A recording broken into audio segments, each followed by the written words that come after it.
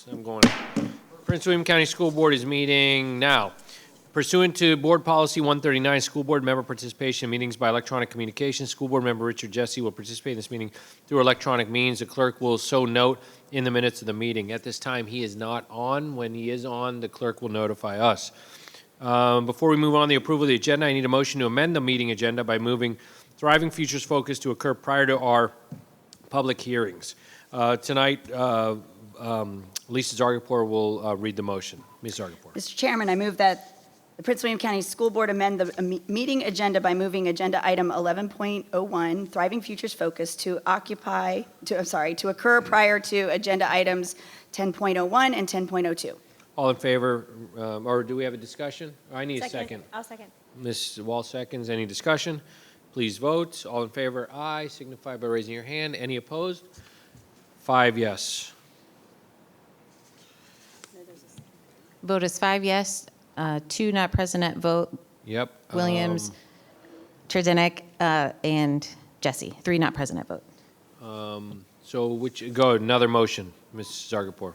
Mr. Chairman, I move that the Prince William County School Board amend the meeting agenda by adding agenda item 1702, motion pursuant to policy 264 pertaining to school boundaries. Do I have a second? Mr. Chairman, I second. Ms. Wall seconds. Any discussion? Please vote. All in favor, raise your hand. Say yes.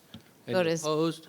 No. No. Vote is 5 yes, 3 not present at vote. Williams, Tredinek, Jesse. Motion passed. And now what do we do? Motion to enter closed session? Okay, Ms. Zargarpur. Mr. Chairman, I move that the Prince William County School Board approve the meeting agenda as amended. No. Wait, what? Just go to number 2. Oh, Okay. Okay, do I have a second on the amended agenda? I second, Mr. Ms. Wall seconds. Any discussion? Please vote. All in favor? Aye. Hands up in the air. Any opposed? No opposition. Motion passes. Vote is 5 yes, 3 not present at vote. Williams, Tredinek, Jesse. Motion to enter closed session. Mr. Chairman, I move that pursuant to sections 2.2-3711 and 2.2-3712 of the Code of Virginia, the Prince William County School Board enter closed session for the following reasons. 1, to discuss with staff the assignment, appointment, promotion, performance, demotion, salaries, disciplining, or resignation of specific public officers, appointees, or employees of any public body pursuant to section 2.2-3711A1 of the Code of Virginia. 2, to discuss with Division Counsel and staff actual or probable litigation and specific legal matters involving staff, students, and other litigation involving the school division under sections 2.2-3711A, 7, and 8 of the Code of Virginia.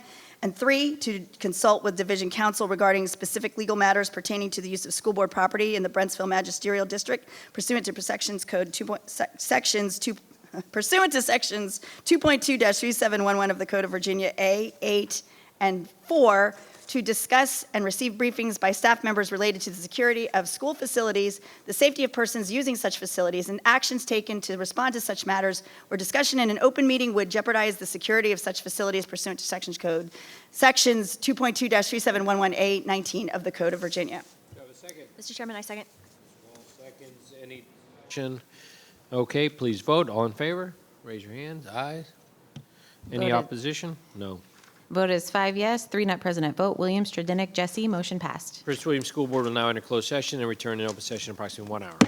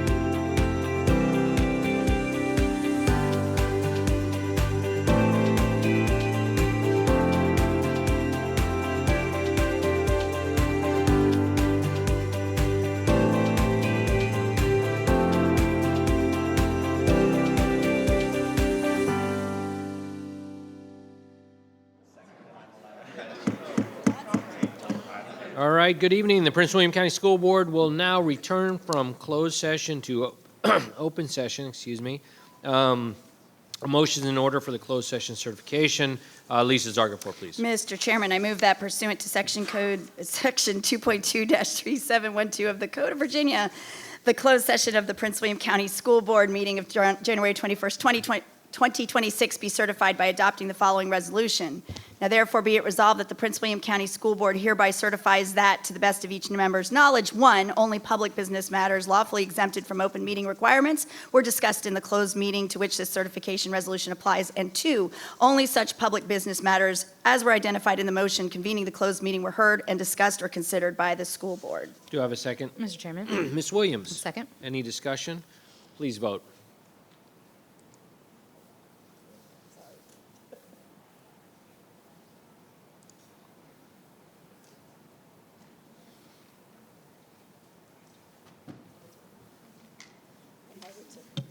Vote is 6 yes, 1 abstain. Tredinick, 1 not present at vote. Jesse, motion passed. Next up, closed session action item, approval of appointments and releases. Motion's in order. Ms. Zargarpur. Mr. Chairman, I move that the Prince William County School Board approve the appointments and releases of specific employees as presented in closed session. Do I have a second? Mr. Chairman. Ms. Williams. Second. Any discussion? Please vote.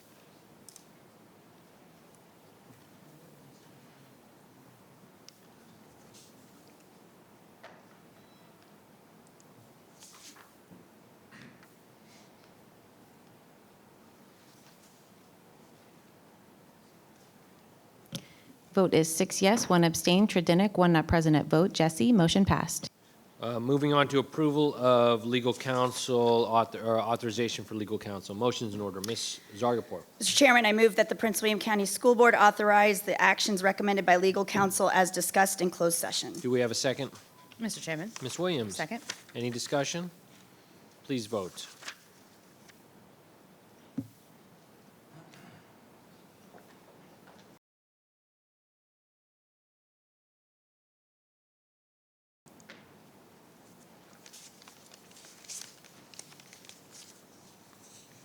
Vote is 6 yes, 1 abstain. Tredinick, 1 not present at vote. Jesse, motion passed. Great. Next up is the Pledge of Allegiance. We have Ms. Beulah Sarsa, our student rep from C.D. Hilton High School, to lead us in the pledge this evening. And by the way, the winner of the MLK oratorical competition.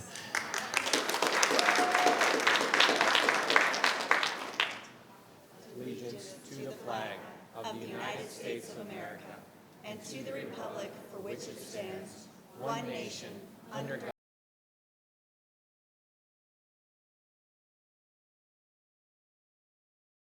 Thank you, Ms. Sarsa, and I said that sort of, right there at the last minute, but she did win the annual Martin Luther King oratorical competition that's held in Woodbridge every year that many of our students and schools participate in, and hopefully we'll catch a video of that online as it goes viral, and I heard she did a great job. So let's congratulate her once again.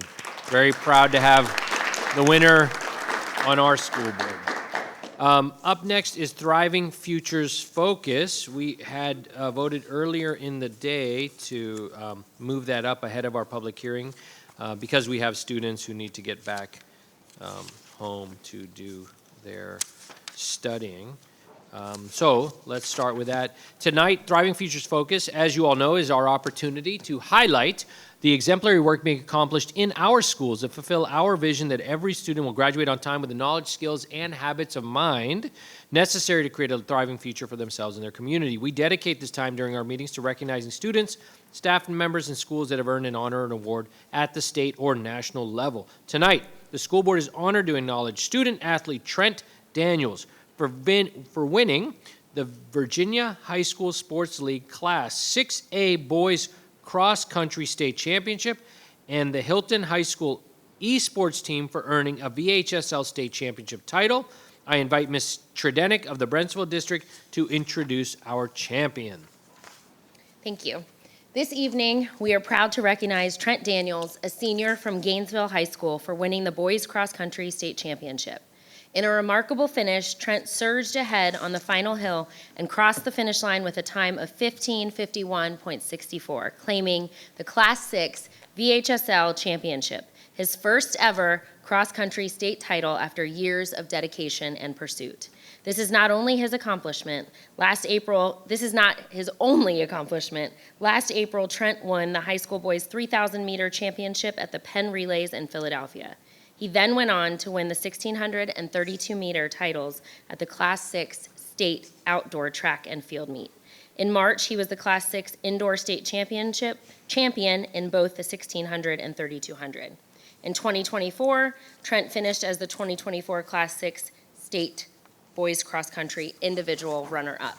And as a sophomore, he won the indoor Class 6 1,600 meter and 3,200 meter state titles and the 3,200 meter state outdoor title. Trent has committed to the University of Virginia.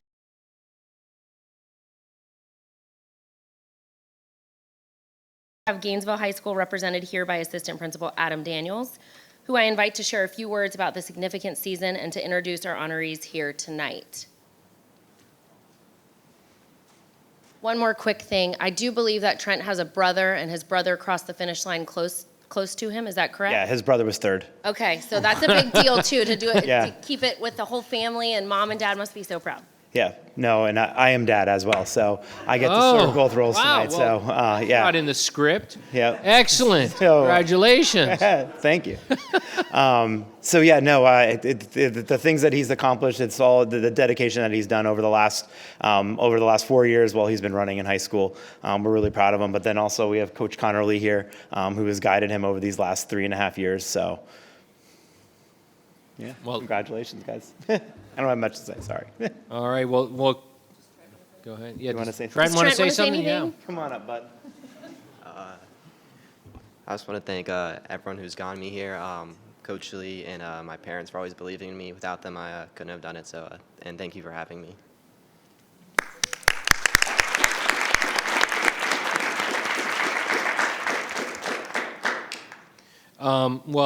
So thank you and congratulations, Mr. Daniels, and congratulations, Coach Lee, and to Trent again on this exceptional accomplishment.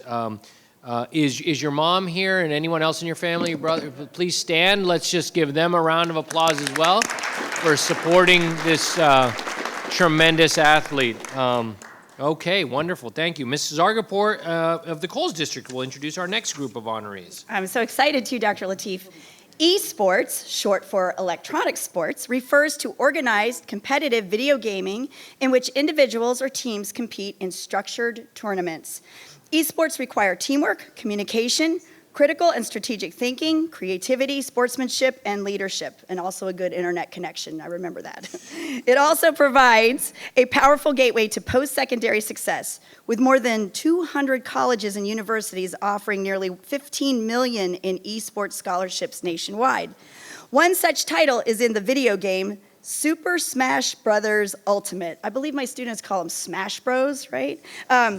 Smash Bros, which was featured in the recent VHSL championship competition. Tonight, we congratulate the C.D. Hilton High School esports team, Friday Night Lights, for winning the VHSL Super Smash Bros. Ultimate Fall Championship. The 64-team tournament featured best-of-5 matchups in each round, and Hilton students dominated the bracket with an impressive 18-3 record on their path to the state title. We are honored to have Hilton High School represented here tonight by Coach Luke Terentian and Mr. Sal Colangelo, whom I invite to share a few words about this significant season and to introduce our honorees tonight. Hello, Chairman Lateef, school board members, and Dr. McDade. Coach Terentian. I would like to introduce my team members. We have Ismark, our team captain here. We have our MVP for this season, Jason, and we have our team strategist here, Mikkel. I've been working with these boys for over 4 years now, and they have grown so much. Like Ismark, he is always a great champion. Jason's been helping me train all the upcoming freshmen and sophomores as well, so I have high hopes for the upcoming years as well. Thank you, boys, for being such a wonderful team this year. You worked so hard. Thank you.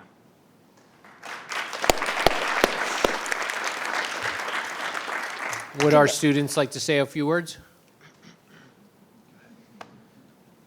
And tell us your full name. Ismark, like my middle name too? How about you? Last name, let's at least go with last. Okay. Give whatever you want. Whatever you go by. Is Mark Espinal. Excellent. So I think this has been a big moment for us. You know, we've worked hard every day. You know, we've strategized. We've been strategizing a lot. And I think in the grand scheme of things, this is just a stepping stone to something greater. This is just something small that shows that we can achieve something great, you know? And I think it's great to see what, you know, my friends can do. We were all in this together, and our cooperation is what got us the win, so. Wonderful, thank you. Anybody else? Gentlemen?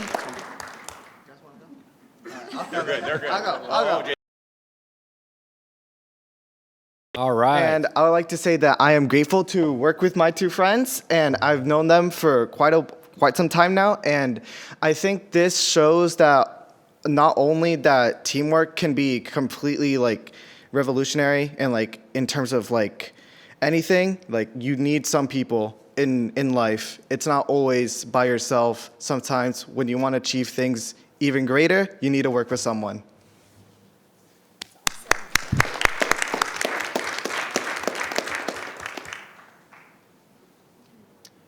Coming to the esports competition, I didn't really think that I'd be able to make it this far, but I was only able to make it this far because both me and my friends we worked very hard for this. So, yeah.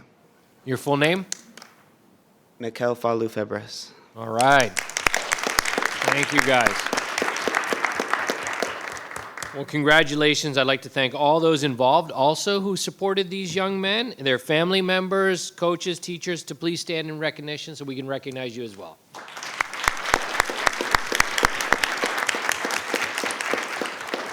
This is really great, by the way. Very exciting.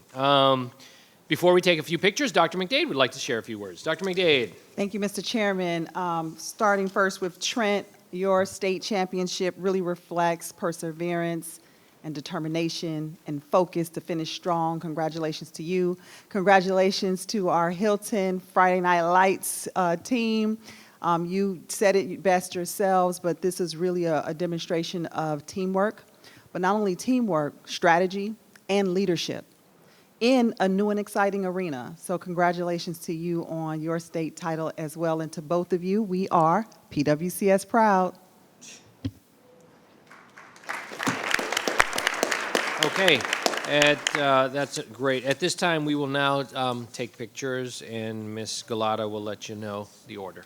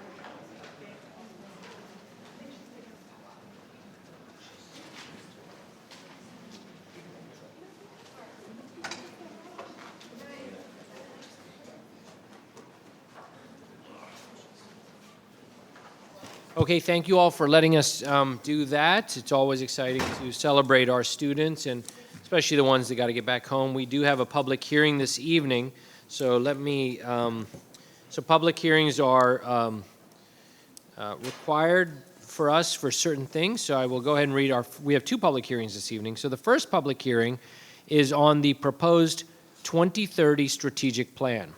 So I have to read this. I declare that a public hearing is now open on the subject of the proposed 2030 strategic plan. Any citizen who has signed up to speak on this subject may do so at this time. Please use proper decorum and manners while at the podium, or you'll be asked to step aside. We ask that the audience please be respectful of each speaker and refrain from any clapping, cheering, or jeering to avoid disruption of the meeting. When I call your name, please come to the podium and state your name and address for the record. And for the proposed plan, we have two speakers this evening. First one will be Carly McDowell, and after that, Rena Stapp. Carly McDowell.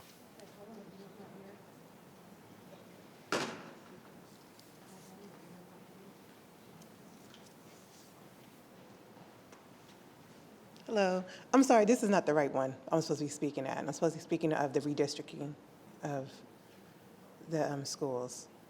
Okay, so we'll move her to the redistricting lineup for the next trip. Okay. Okay. Oh, she's on both? Oh, Okay, sorry. okay, about so that. we'll take you off this. Thank you. Great. Rena Stapp?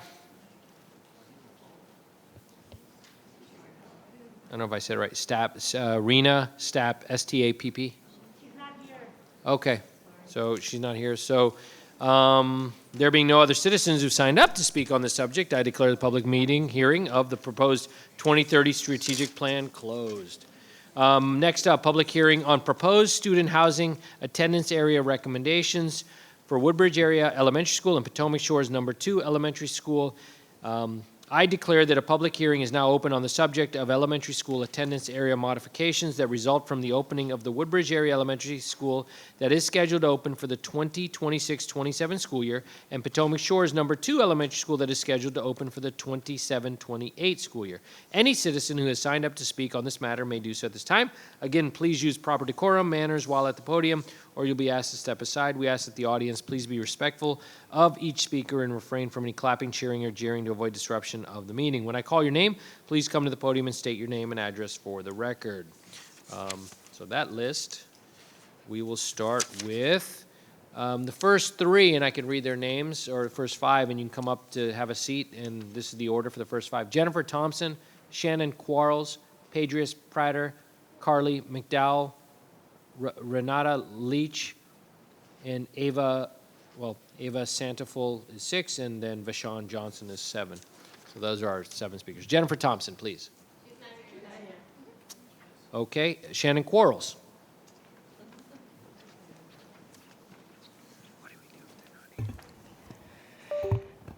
Good evening, members of the school board, Superintendent McDade, and fellow community members. I come before you today to speak on behalf of our children and families in the Forest Park communities, which, unbeknownst to most, includes 2 distinct and separate HOAs, Forest Park 1 and Forest Park 2, both rich in racial, ethnic, and cultural diversity. Scenario 6, in its current form, proposes to rezone Forest Park families from Patty Elementary to Dumfries Elementary. And I'm going to tell you why this presents glaring educational inequalities and does not stand in alignment with the Elevate 2030 strategic plan. First and foremost, yes, our communities are within 1 mile of Dumfries Elementary School, but there are no sidewalks and no crosswalks along the busy Van Buren and Batestown roads. So despite proximity, Our children do not have safe access to Dumfries Elementary as walkers, and therefore, the division's transportation needs and costs will not change in this respect. In addition, many of our children are currently enrolled in before and after school programs that transport to and from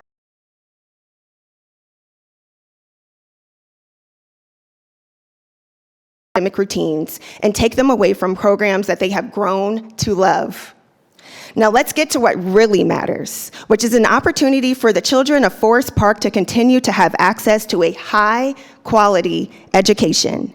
Patty is not just any ordinary school. It is a high-performing, top-ranked, and fully accredited elementary school where students across every single demographic, and I mean every single one, consistently achieve above state and division averages in all core academics. Let me break that down for you. What that means is that Patty is a distinguished school with a 90.6 framework score, where students of all backgrounds, including every race, income level, gender, disability status, and including English language learners, consistently surpass standardized pass rates by 10 to 25 points above both state and division averages. And federally, Patty has an ESSA school quality rating that ranks all students at or above math and English expectations. The proposed Elevate 2030 strategic plan sets clear goals for Prince William County Public Schools,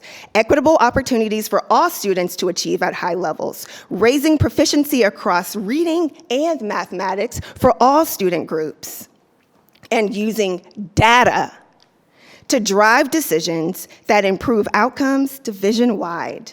Rezoning our beautifully diverse neighborhood from Patty to Dumfries does not support those goals and disproportionately shifts children of color away from a proven and high-performing school. Thank you. Padris Prater.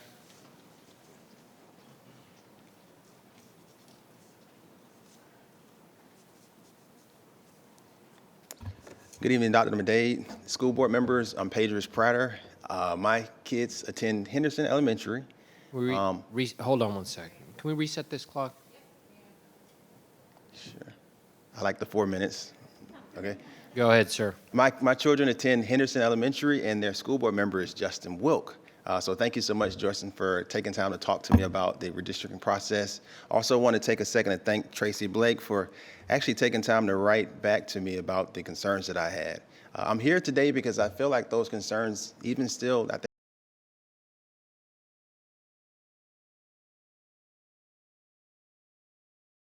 tweaked back in 2024 that talks about making sure you're expanding the reach of the community and engagement when it comes to parents coming in and talking about the redistricting process.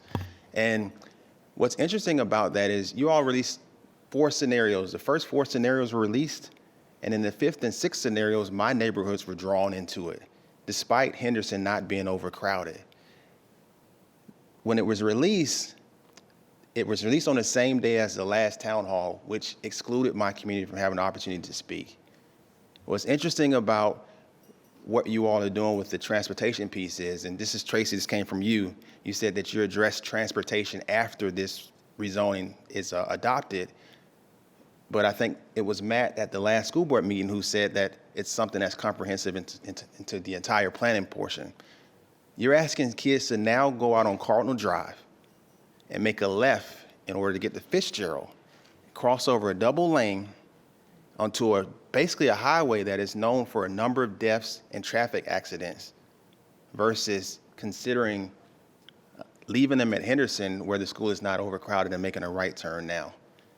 I've asked the question over and over again because based off your own policy, you want to look at making sure that the schools are at least less than 105%, but no more or no less than, 80%. Henderson is at 97% at the time of implementation. There's no reason based off of what you guys have identified that Henderson would even be drawn out. Now, initially in the first 4 scenarios that were released, you had Patty Elementary students who were coming into Henderson. So naturally that'll put some people out of Henderson up into Fitzgerald. The last scenario, there are no students coming into Henderson Elementary. So that question hasn't been answered for me. I appreciate you all's time. I do, again, appreciate you all for taking time to respond. Lisa, I know I talked to you. Mr. Jesse, I talked to you as well. Dr. Lateef, thank you for taking time to read my emails. That's all I have to say. Thank you. Carly McDowell?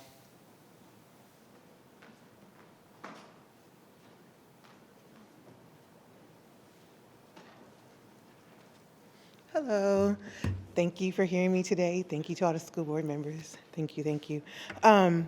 My name is Carly McDowell. I live in the Cardinal Glen area. My child goes to Henderson, and my other child, who both of my boys who I'm getting ready to adopt, will be going to Henderson as well next year. I am speaking because one is a safety concern to me as well. When going to Fitzgerald, I live over there by Bushy. When you go to Bushy and you cross over Cardinal, I have seen from the 3.5 years I've lived there, I have seen several accidents just crossing there. And as for me personally, it's hard for me just to cross that area as well, just during a regular work day and during the morning time. So I can only imagine school buses and stuff like that happening and going over there. So one, the safety concern for me. Two, the fact that we have not had a chance to really review anything that we were drawn into the scenario at the last town hall meeting is a concern to me.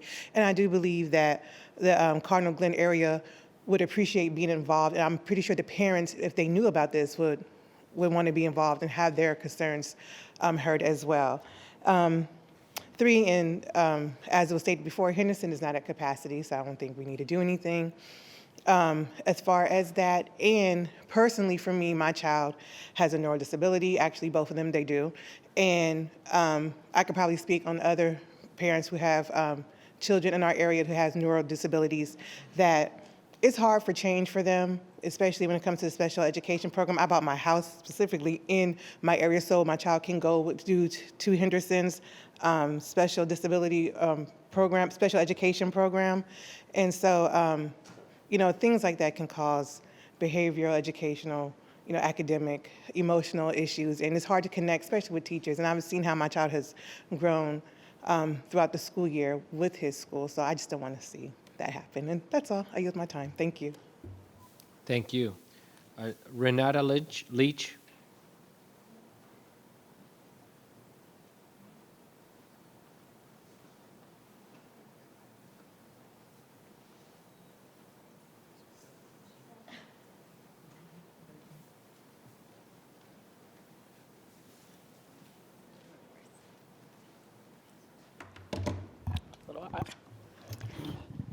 Good evening. My name is Dr. Renata Leach, and my address is on file. I'm a parent at Mary Williams Elementary School, and I want to share my concerns about the redistricting process.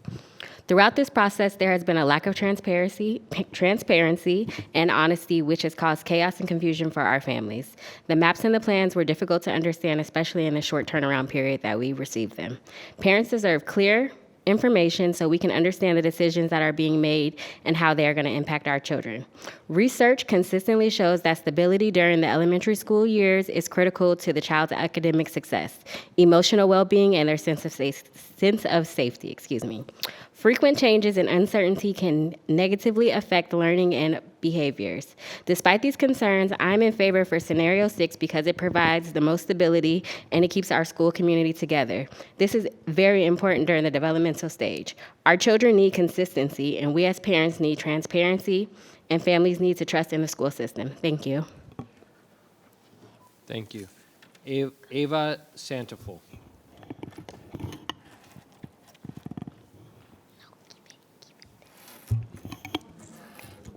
Hello, my name is Ava Santaful, and my address is on file, and I am a 4th grade student at Mary Williams Elementary School. I'm here today to say that I support Scenario 6. I believe Scenario 6 is the best option for our school because it keeps our Panther Pride family together. Being together is very important to our school community. At Mary Williams, we are more than just a school. We are a family. We are 5 dens, and each den teaches us something important: responsibility, integrity, determination, energy, and partnership. These values help us grow, learn, and support one another every day. Keeping our school together helps us stay strong, connected, and proud to be Panther Cubs. That is why I believe scenario 6 is the best choice for Mary Williams Elementary School. 5 Dans, 1 Pride. Okay, thank you. Vishawn Johnson.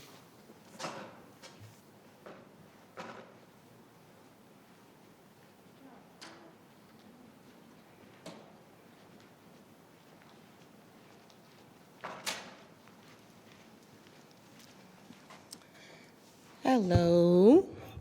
My name is Vishawn Johnson, PTO treasurer, parent of this wonderful second grader at Mary Williams.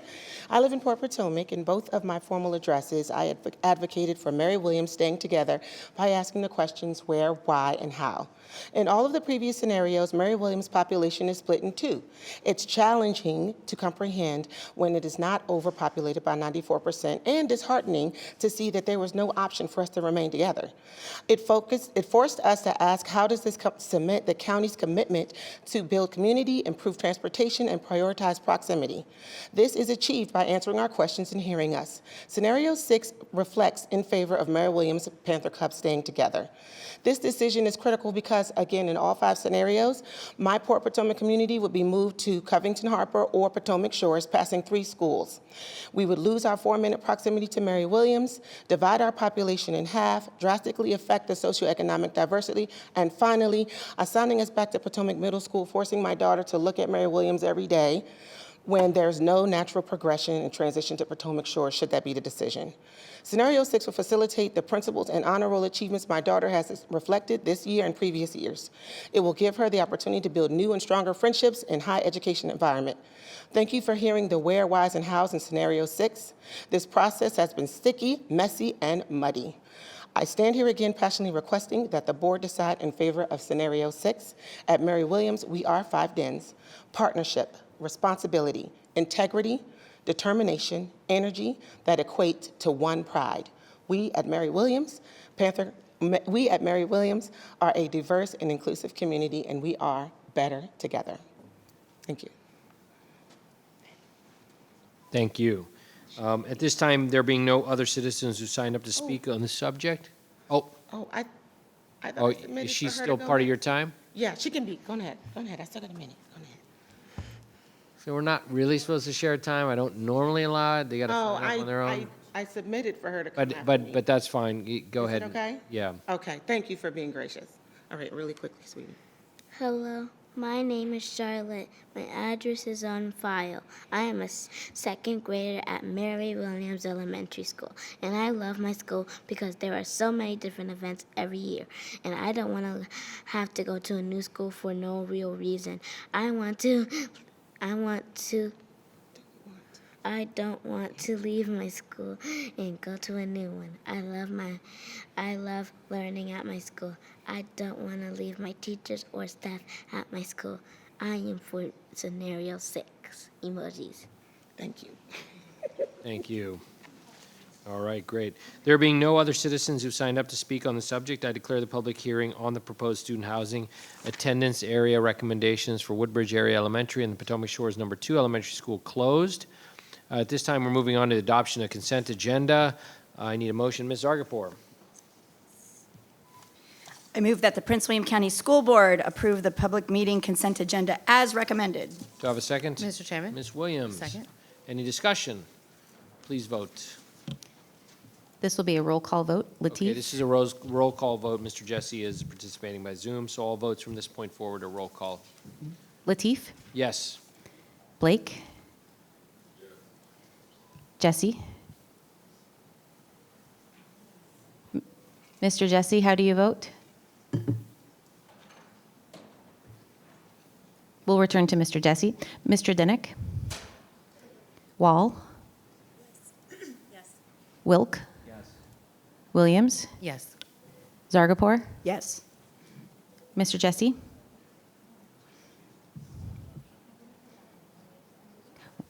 Vote is 7 yes, 1 not present at vote. Motion passed. Okay, moving on next to acknowledgements and recognitions. A motion order. Ms. Zargarpur. Mr. Chairman, I move that the Prince William County School Board approve the acknowledgements and recognitions as recommended. Do I have a second? Mr. Chairman. Ms. Williams. I second. Any discussion? Please vote. Lateef? Yes. Blake? Yes. Jesse? Tredinick? Wall? Wilk? Williams? Yes. Zargapur? Yes. Jesse? The vote is 6 yes, 1 abstain, Tredinick, 1 not present at vote. Jesse, motion passed. Okay, moving on to citizen comment time. Those citizens who signed up to speak in advance with the clerk may address the school board this evening when they are called to the podium. The citizen comment period for regular school board meetings is 1 hour, and citizens may speak on the agenda items or other topics germane to the operations and policies of Prince William County Schools. Please use proper decorum and manners while at the podium, or you'll be asked to step aside. We ask that the audience please be respectful of each speaker and refrain from any clapping, cheering, or jeering to avoid disruption of the meeting. If you do not do so, the board will recess. I will ask that the room be cleared to restore public order. Tonight, we have 3 citizens signed up to speak. When I call your names, please come up to the podium and state your name and address for the record. The order for these 3 will be Mary Luz Torres, Hina Ansari, Natalie Stoker-Hara. Mary Luz Torres. Good evening. My name is Mariluz Torres, and my address is on file. I'm here talking on behalf of Potomac View Elementary School. I didn't realize that I had to sign out on the public hearing, so I apologize for that. But last time I was here as well to talk about our request on behalf of a lot of parents. I want to clarify, I want to take this opportunity to say this is not an emotional request. This request is for safety. The location of the new school area is located on the commercial street, rather than where our kids go right now, which is Potomac View, is a residential street. Transferring all the teachers along with all our kids is for safety reason, number 1, because the teachers know our kids. Number 2 is because the teachers know the teachers. They know who is around them. The area where it's located right now is on the corner of the busy street, on both ways. They also have a motel room or motel hotel over there, which is basically dangerous. I mean, there has been a lot of criminal records in the area, which a lot of parents are very concerned. What is going to happen if our kids go over there? That fence that is located and how the building is already constructed over there is not safe. Anyone can jump the fence, and who knows what they can do to elementary kids. You're not transferring high schooler kids or neither middle schools. You transfer elementary school kids. Our teachers are able to provide, and they can provide ideas of what can be done and do during the first day of school that can make that place safer, that can make that transition for our kids safer. Right now, I have a lot of kids, including my son, that is going with a lot of anxiety because he's moving to a new first school. And we're talking about a school that has 3 different buildings level. Potomac View is only 1. So this change, it sounds nice because, of course, it's a new building. Everything is new. But I don't think you guys are taking, or it has been taken in consideration, all the, I don't want to say the damages, but all the stress that is put on our kids, and not only our kids, but as parents too, because again, this is a safety concern. Our teachers, by being transferred and being relocated with all our kids, even if they don't want, if there are some teachers that they don't want to be transferred, they can have that option to say like, hey, I want to be transferred to a different school. But at least they had the option to say like, I don't want these positions versus having multiple teachers trying to apply for the same job. And like at first we were told that the reason of this change was because they're trying to save money. But if you want to hire a new person, you're also going to spend money in the hiring process versus transferring all the schools over there. Again, this is more a safety concern for our parents and not an emotional concern. Thank you. Thank you. Hina Ansari.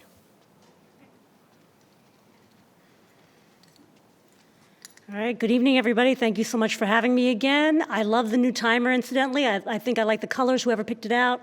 High marks for you.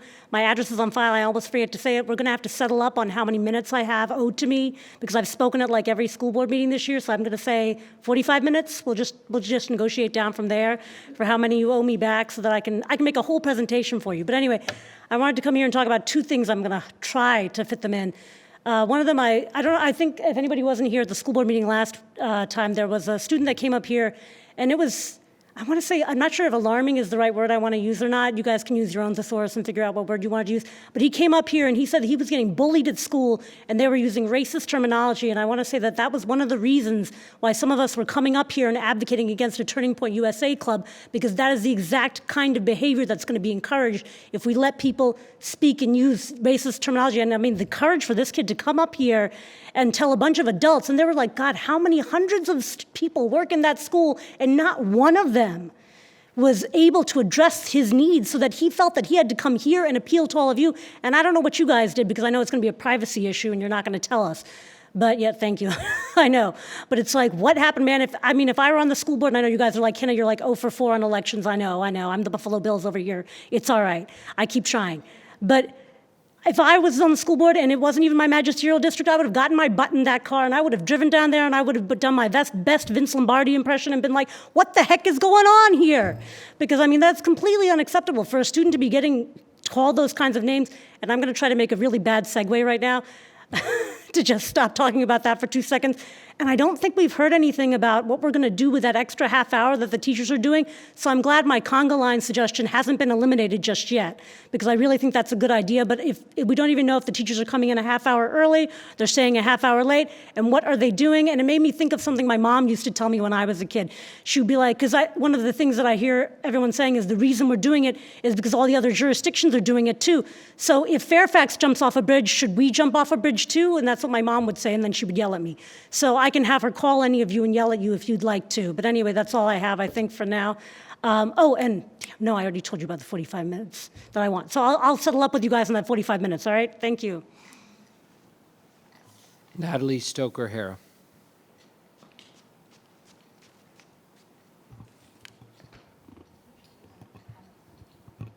Good evening, board members, chair, and Dr. McDade.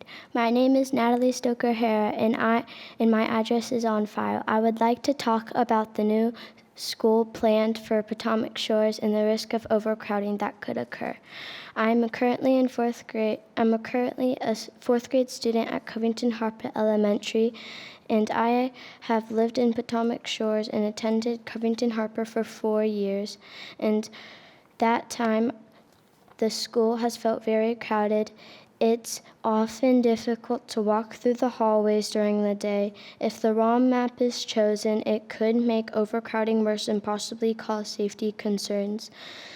There are already too many students in my classroom. It's hard to move around. I hope by speaking to you tonight, you'll make sure this doesn't happen at the new Potomac Shores Elementary, and that by the time the school opens, I'll be in middle school at Potomac Shores Middle, and I'm worried the overcrowding could continue if their boundaries aren't planned carefully. I want every student in our school to have enough space to learn comfortably and safely. I've lived here for 4 years and gotten to know my neighbors and classmates very well. I hope we can stay in the same school together as we grow up and eventually graduate. Lastly, I'd like to ask if Covington Harper could start a cursive writing program. I think it would help us prepare us for the future and teach us how to create signatures we'll use for a long time. Thank you for your time. Thank you. Okay, at this time, citizen comment time is concluded. Thank you for all coming and for those who attended our public hearing as well. We'll move on to student representative time. At this time, we have Beulah Sarsa of the C.D. Hilton High School joining us. The floor is yours, my friend. Thank you. Good evening to members of the Prince William County community, members of the school board, and Superintendent McDade.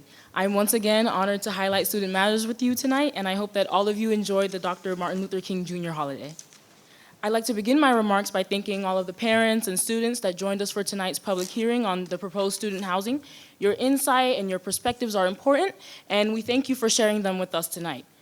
Looking ahead to next month, February 2nd is the scheduled date of our co-pilot AI release, and student voice committees have had the opportunity to try out the Canvas course tasked with introducing the software to students here in Prince William County. The course includes sections that teach students how to use Copilot, what safe and ethical usage looks like, and how to avoid bias and plagiarism.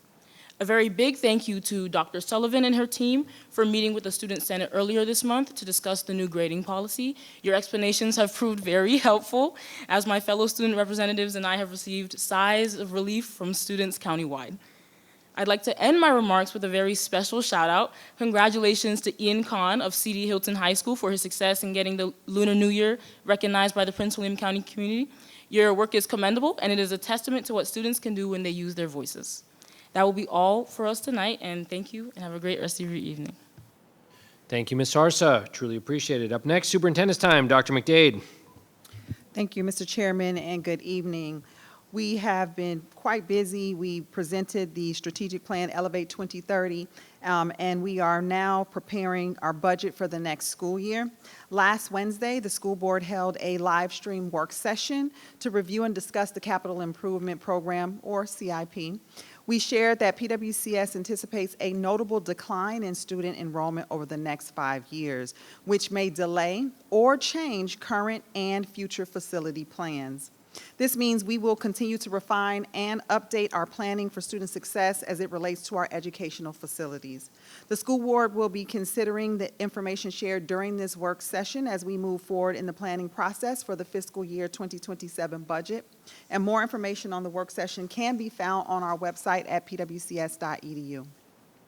On February 4th, I will present the fiscal year 2027 proposed budget and capital improvement program to the school board.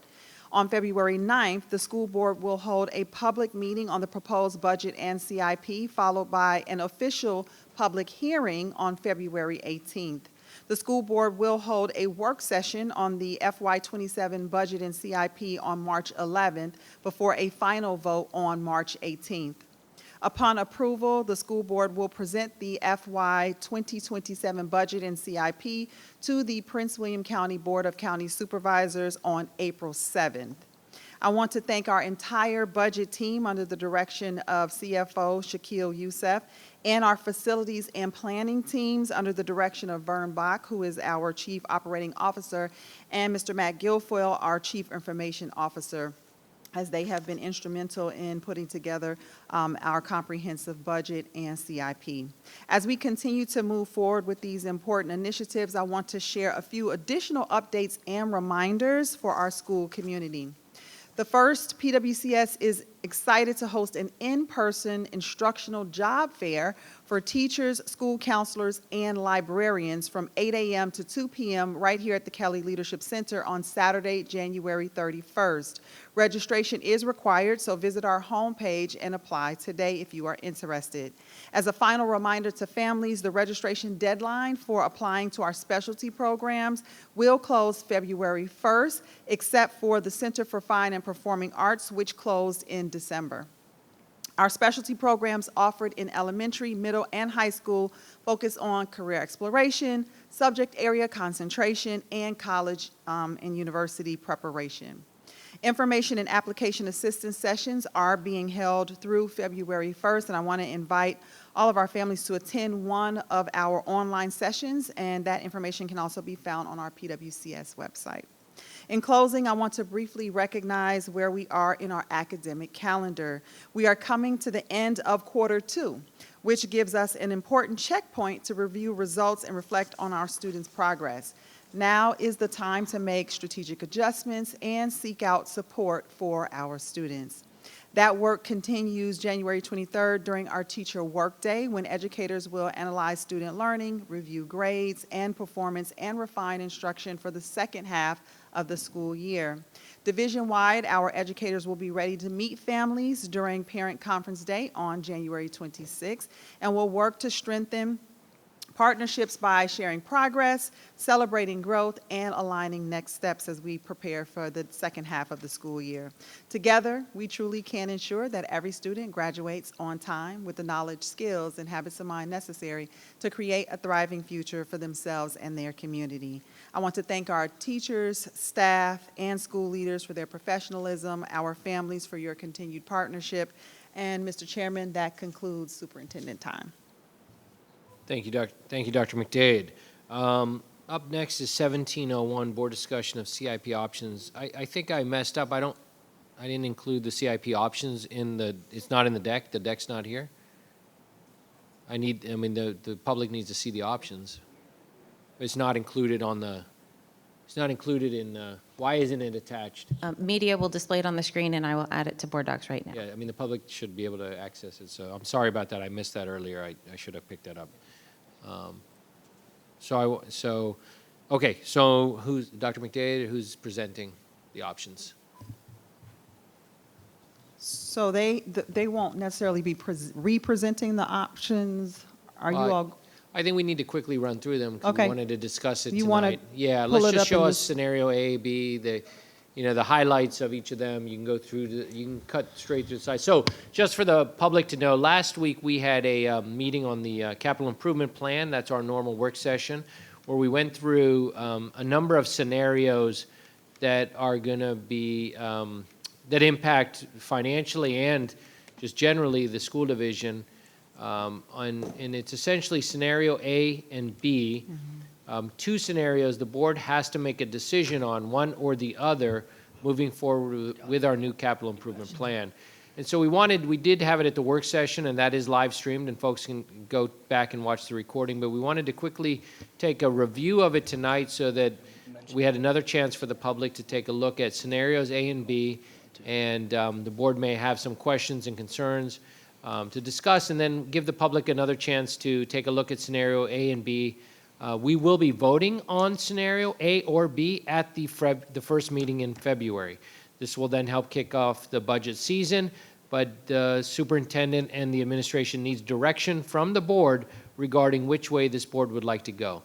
There are large differences between the two scenarios, so I'd ask folks to pay attention. So Mr. Bach or Dr. McDade. Just for context, really yeah. quickly, since we're not going through everything That's in right. totality.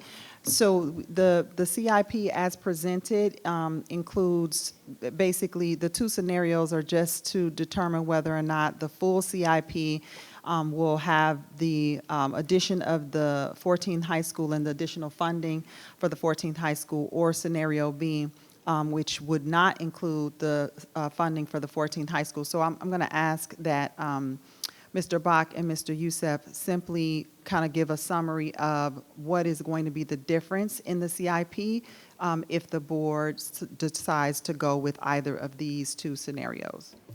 Thank you, Dr. McDade, and good evening, Dr. Lateef, members of the board. I call your attention to slide 34 from our CIP presentation, and I think that does a really nice job of highlighting the two scenarios that we've asked the board to consider. Scenario A, which Dr. McDade mentioned, contains the construction of the 14th high school. Scenario B would be if the board decides not to move forward with the construction of the 14th high school. These are additional projects that we could include in the CIP.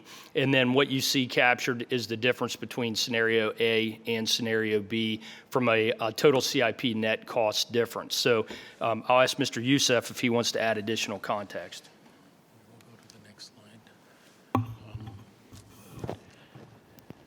As you can see, between scenario A and scenario B,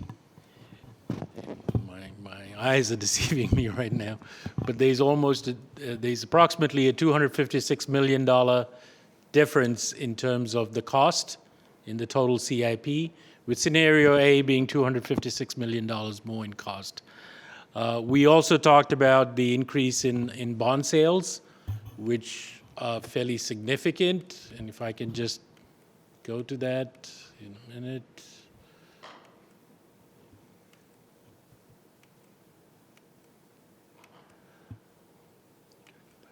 Oops, did I mess up? Oops, did somebody? There you go, there you go. Yeah. Go back. So, go back? Yeah, can you get us there? If we go with scenario A, which is building the 14th high school, we look to sell approximately $1.1 billion in bond sales. And if you really look at the next three bond sales, that'll account for $923 million. That is unprecedented in terms of the number of bonds we've sold. Just wanted to highlight that piece. Can you go back a few slides where we talked about enrollment projections?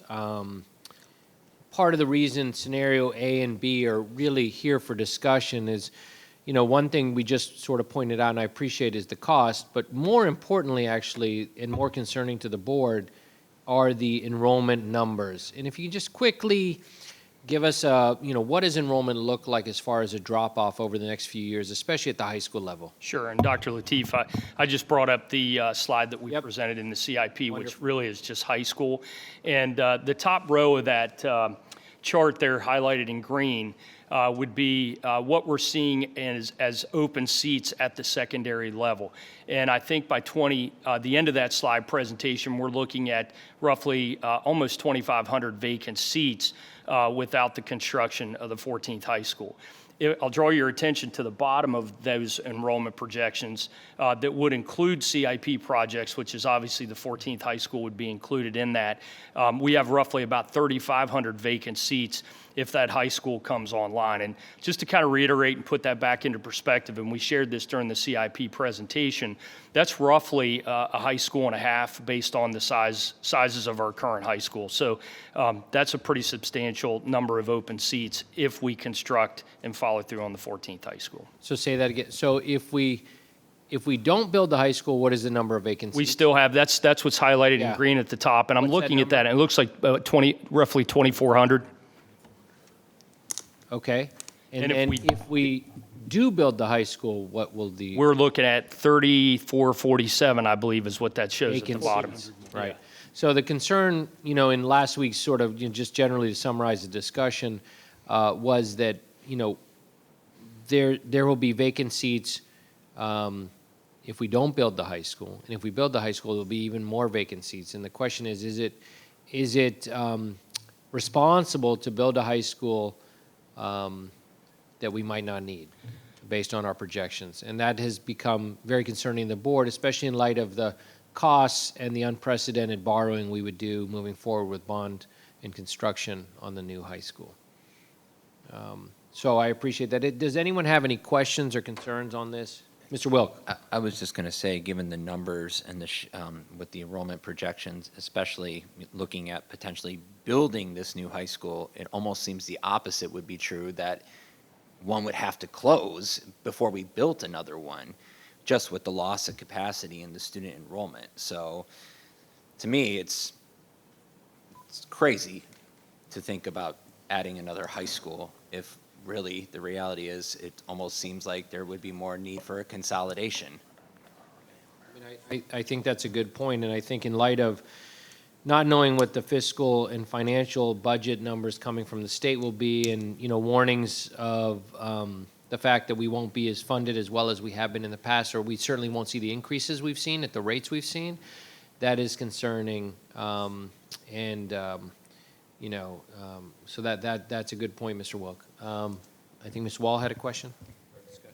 Yeah, it's not a question, but I believe I wanted to build on what Mr. Wilk said. If we look at the capacity enrollment space, I should say, in the 2032 school year, 2,047, and then you look at program capacity for most of our high schools, that's about the same amount. Battlefield, 2,000, Gainesville, 2.4 thousand, Patriot, 2.1.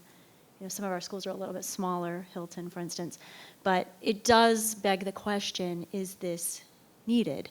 And is this a good use of our taxpayer dollars when we do have other needs and other things that we can do that would enrich our program capacity at our schools, such as the robotics centers that are proposed? If we decide to forego the 14th, we can do other needed things that the community has been asking for a number of years that would really benefit our students and be able to help us carry out our strategic plan initiatives. So this does give me pause, seeing that we have capacity even without building the school. We have excess capacity, quite a bit of excess capacity, in fact. So I do think we need to be really prudent, and I appreciate the information that was presented to us. And the enrollment is one thing, and then the heavy on-take of debt is another, because that is a very large sum of borrowing that we would need to do in order to complete a school that we probably don't need. It looks like we don't need. So, and that does concern me, because the selling of bonds means taking on debt. And generally, that's not a good idea if you can avoid it. From a fiscal standpoint, it's better if we can manage with what we have. So, and anyway, thank you for, I think those are two important pieces that go into making a wise decision for this board. I saw Ms. Zargarpur next, and then Yeah, Mr. Youssef, when we had our meeting last week, you said something about the bond, that amount of money doesn't just affect the schools, it affects the county as well. Could you kind of just give us a synopsis of how you discussed that last week? Yes, so the county has imposed debt limits or debt ceilings, like any government, and it is a percentage of their revenue that they test. There are a couple of tests. Now, when we look at it combined, we are way under the ratio of the debt ceiling, but once we do these things, we are pushing towards the debt ceiling, and also included in that debt ceiling is the county's own debt that they issue for their construction. So we got to look at it collaboratively, and so those are things that will concern the county. The other piece of it is, as we fund our debt service, we use the county transfer. So as debt service increases over a period of time, that's taking money out of the operations towards debt service. And one of the charts we had over the next 5 years, an increase of approximately $80 million in debt service if we go with scenario A. The immediate, like for next year, you wouldn't see the immediate impact of debt service, but as it goes out and you start selling these bonds, and you go through a period of time, you'll see that increase in debt service. Thank you for explaining that, because I think it's one of the things we have to consider, and we're just one part of the government, and we do need to be working collaboratively. Thank you. Mr. Blake. Thank you, Mr. Bach and Mr. Youssef. I just want to say I think our focus should really be on redistricting, addressing our transfer patterns, and investing in modernizing our schools rather than spending all this money on a school that we really don't need. The data shows us we don't need it. Enrollment trend shows we don't need it. So that's where I'm at, just for the record. Ms. Williams. Thank you, Mr. Chairman. I guess I'm just kind of bringing it all home with some historical context here. As the one who's been on here the longest dealing with schools and boundaries and all sorts of those nature, the reason why we went down this path is because the county was growing exponentially at a rapid pace, and we weren't sure we were going to have seats for students years down the line. Since then, there has been so much change. One of the things that is not talked about the most is when we went on this journey, I would say maybe it was like 2014, 15, Miss Jessie's not here. The idea was to find locations for schools in the future, and even if we could not build a school, to bank the land. As Mr. Youssef has been saying, it's all one big pot of money that from the county, whether it's them giving us the share, our share out the pot, and it's all one big pot. So what we do absolutely affects them. We have the county has like an outstanding credit rating right now, the school division as well. We're all mixed together. If the data is trend showing that we don't need the seats, from a parent and someone who is a Woodbridge High School grad and familiar with that area, it's heartbreaking because you want to see a new school and everyone's talked about it for years. But the responsible thing for all of us to do is to be wise with our money and to think about new ways of redistricting, which I've been saying for a few years. No one likes boundaries. It's never going to make anyone happy. However, we've had a significant amount of change here in our county, not only from our new academic pathway, but to what we have available and we can do. So I think this is an opportunity to think creatively and to be innovative, which is what we've been doing, but to also give a big nod to not only our own finance staff here, but also the counties for working so collaboratively together. We are very fortunate in our position right now where we are one of the few school divisions that has not gone into the negative or had to give back money. To keep on that trend, I think the smartest thing to do would be to pay attention to the data and to try some different solutions. So thank you for all of your hard work and for breaking it down for those of us who are not financially astute in bonds and other areas. Thank you. Thank you, Ms. Williams. Ms. Tredenick. It's no secret Ms. Tredenick has asked about this 14th high school since before we put it in the CIP. I didn't think it was needed or necessary based on the money, and it's now being proven that it's definitely not. And I hope that when we go to take this vote, that we make a decision that benefits all the students in the county. Great, and so I'll just wrap up with my.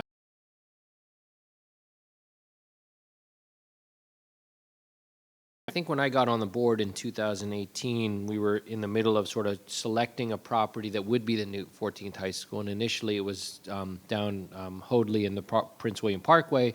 That didn't work out, and then we found this piece of land that we negotiated and bought, and that took 3 or 4 years to really finalize that sale, with the intention that if we were continuing to grow at those projections back then, that we would need that school. Clearly, the chart here on the screen shows us that even without that school, as Mr. Wilk points out, we have a lot of vacant seats. We have enough vacant seats. We'll have as many vacant seats as we have one high school worth of students.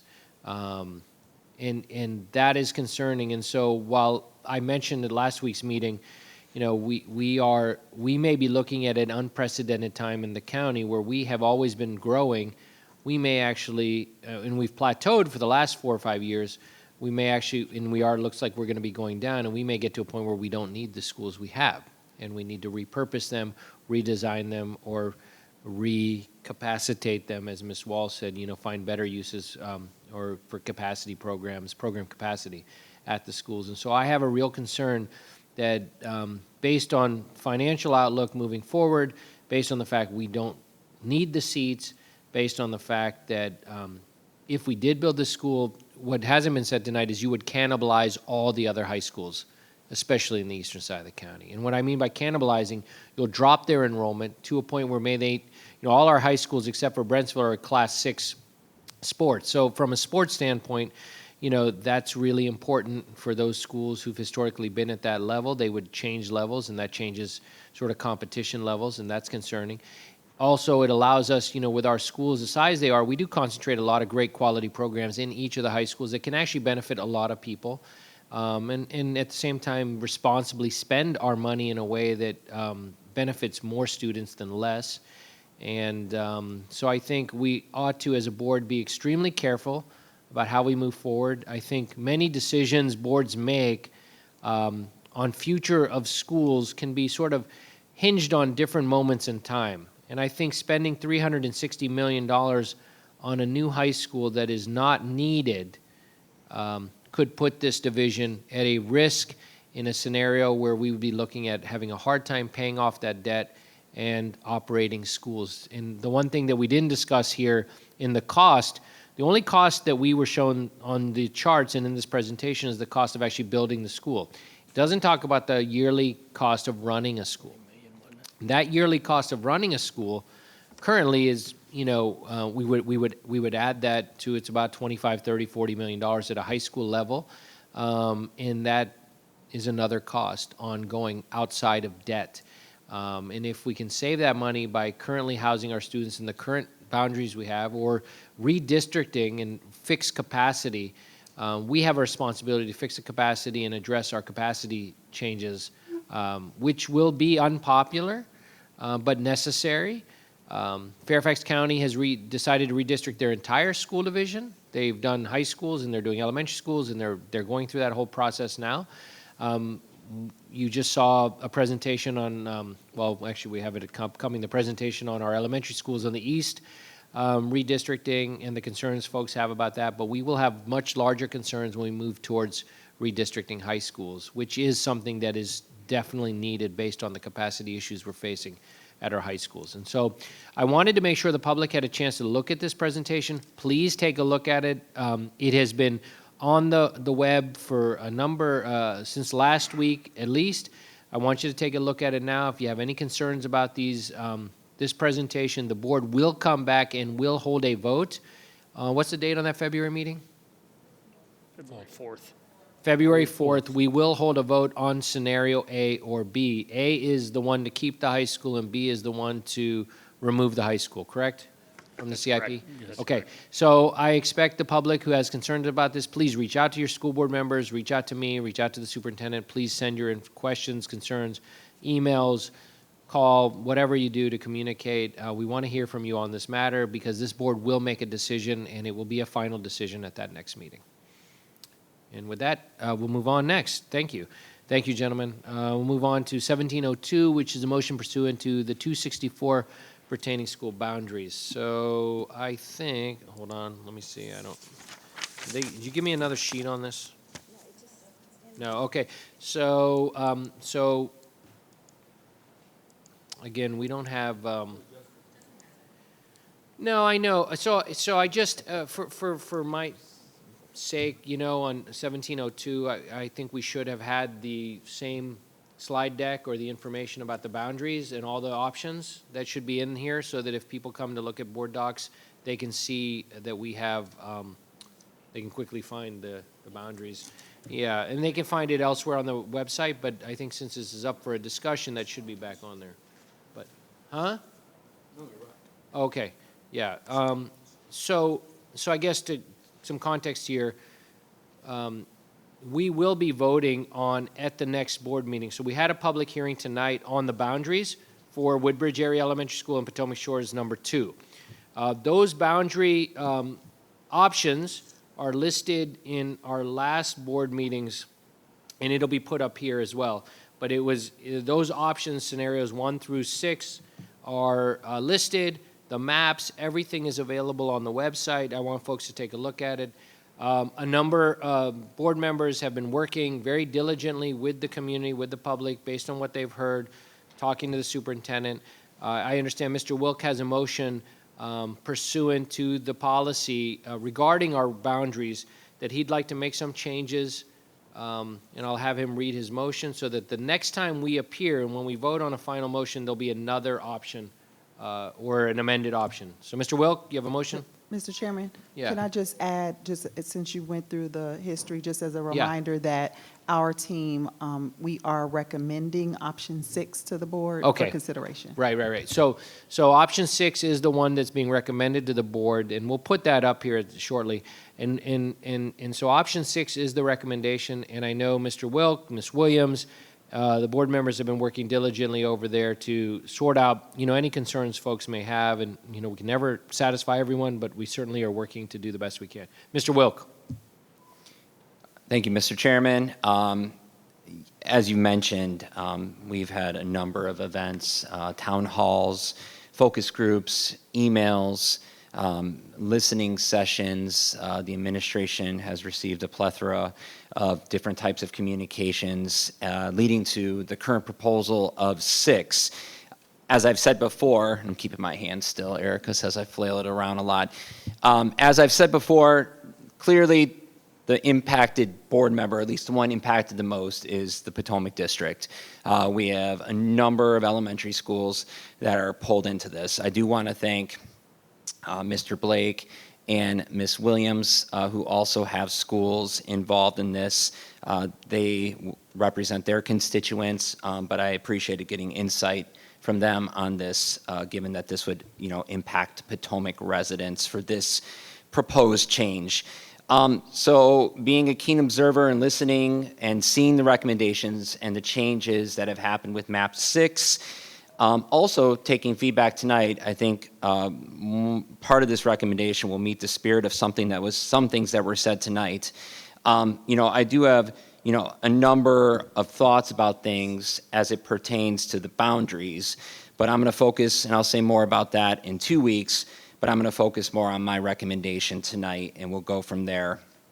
So, as I mentioned, I do support, out of all the options currently, scenario 6. I think it's the best one out of the ones developed.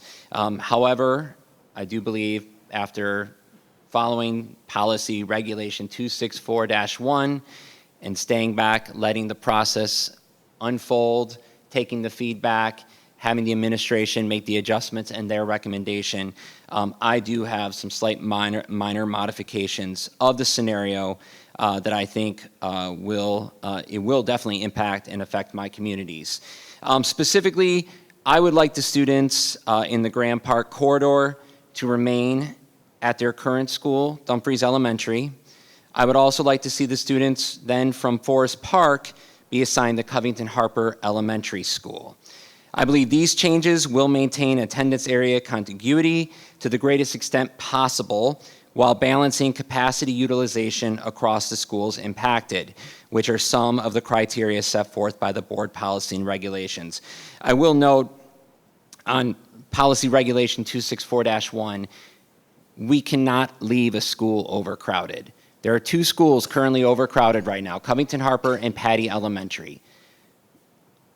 There's no way to leave them at where they're currently at without making some impacts and changes to that. That is how that has to happen. It would violate the regulation 264-1. I've already talked to the superintendent and her team. I know Patty has some 2 pre-K classes housed in it. If it could move across the street when the new facility opens, but again, we're talking 20, 30 kids at most. We're not talking a couple hundred. We're trying to do what we can there, but we have to open capacity. So with that being said, that is my recommendation where we currently stand right now.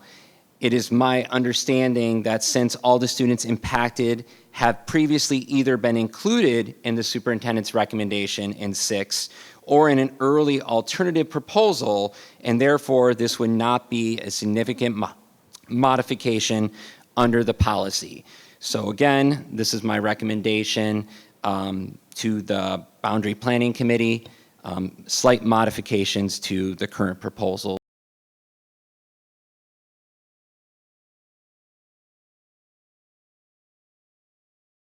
Yeah. So you're not allowed to discuss after this. Yeah. I'm just joking.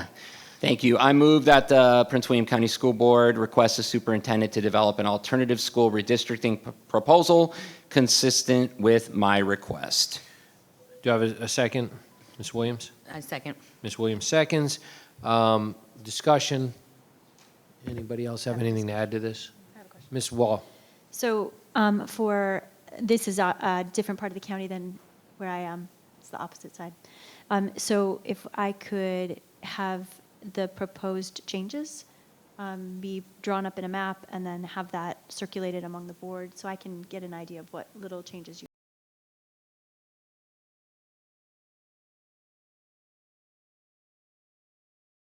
To the boundary process, having been a part of this as a parent and as a boundary committee member a couple of times back in the day in the West when we were doing this kind of thing, and it would be helpful. And if we can accommodate little changes that don't have an overall big impact, if we can keep kids in schools that they are currently in as much as possible, that I'm not opposed to that. But I do want to have a better idea of what we're talking about for 6, if this becomes scenario 7 or if this becomes scenario 6A or whatever we're calling it. So thank you very much. Ms. Wall, I did just want to clarify that under the policy, we've got this new policy that they followed this year and where the superintendent makes a recommendation, which she's done, and then it's turned over to the board to then come back under the policy and ask that she make any changes. And so when her team does that, then they bring it back to the board for consideration. So just so everybody understands how that process works. So it remains as scenario 6 with Yes, and then by the next meeting, there will be a scenario 6A that Okay, has. perfect. So that's kind of where we are. Right, so 6 and 6A would be available. So what I'm to asking see. is Yeah. going to happen anyway. So, yeah, Thank you, I appreciate yeah, it. I think Mr. Jesse has a word, but just, so the sooner we can get that map up and the modification, so the public has a chance to take a look at it, the sooner your folks can get that up. We'll be prepared to have those maps turned around fairly quickly. So they'll be up posted before a meeting? well Yes. before Oh, the meeting. absolutely. Okay, Well, yes. yeah, that'd be great. Okay, Mr. Jesse, I think, wants to say something. Mr. Jesse? Yeah, I just got back and I just have a question for. You have to unmute, sir. I thought I did. Am I still unmuted? Yeah, now you're unmuted, sir. Go. Okay. I just got back. I just had a question for Justin, and I wasn't here for most of this.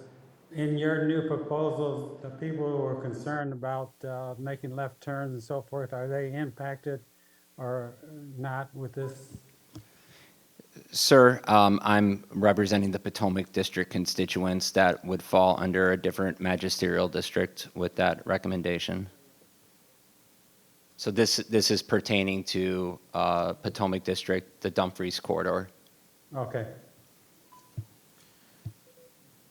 Okay. Thank you. Thank you, Mr. Jesse. All right, so great. Thank you, Mr. So we need to vote on Mr. Wilks. Did we vote on it yet? We did not. Okay, so let's vote on Mr. Wilkes' request to the superintendent to make modifications to scenario 6. Lateef, Yes. Blake, Yes. Jesse, Abstain. Tredinick, Wall, Yes. Wilk, Williams, Yes. Zarkapor. Yes. The vote is 7 yes, 1 abstain. Jesse, motion passed.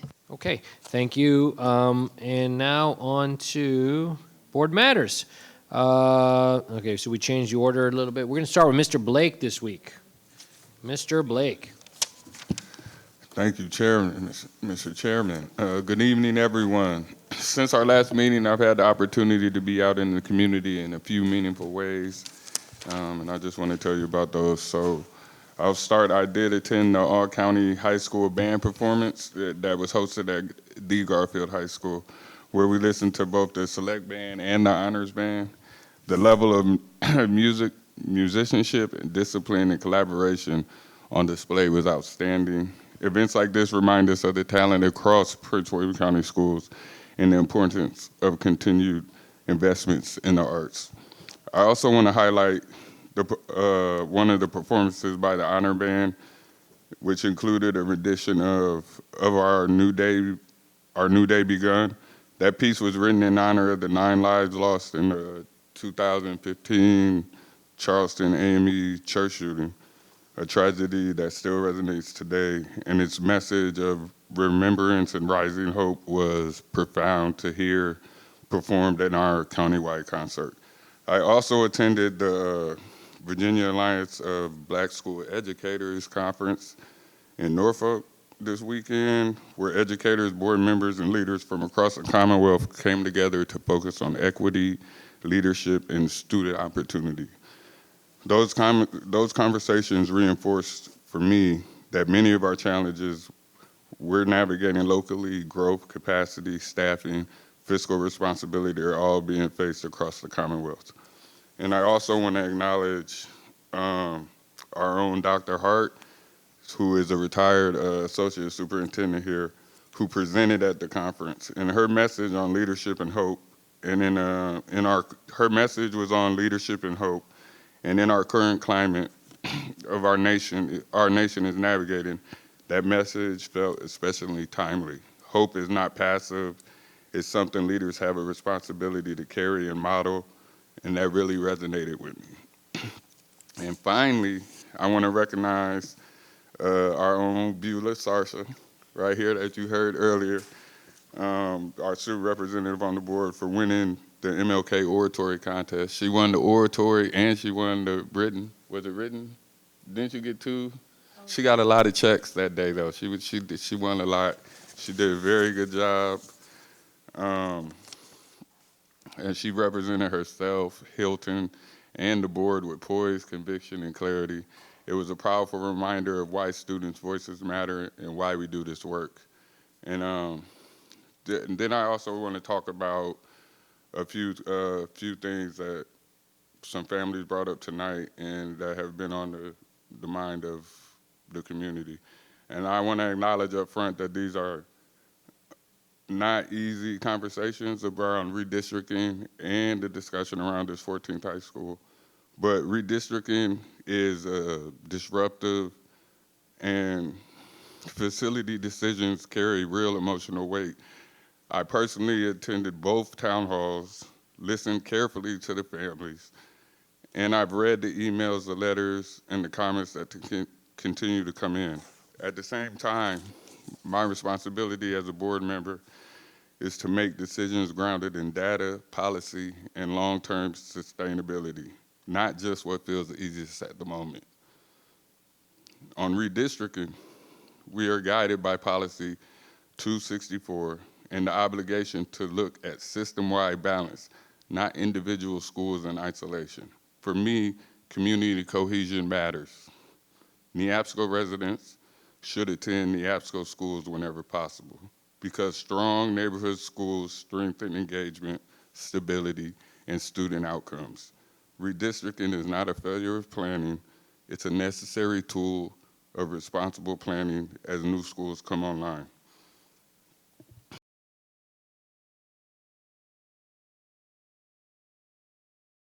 enrollment data, declining birth rates, long-range projections, and the escalating cost of construction, especially on a site that is expensive and challenging to prepare.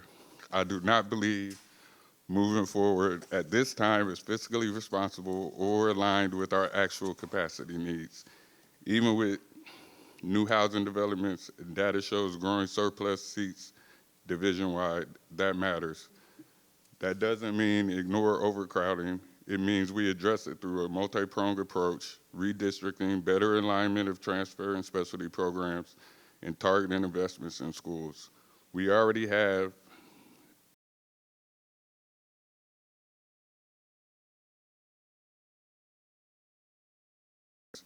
that data tells us we will no longer need long-term. I know responsible people can disagree on these issues. I respect that, but I will continue to lead with clarity, honesty, and a focus on what best serves our students, not just today, but 10, 20 years from now. Thank you.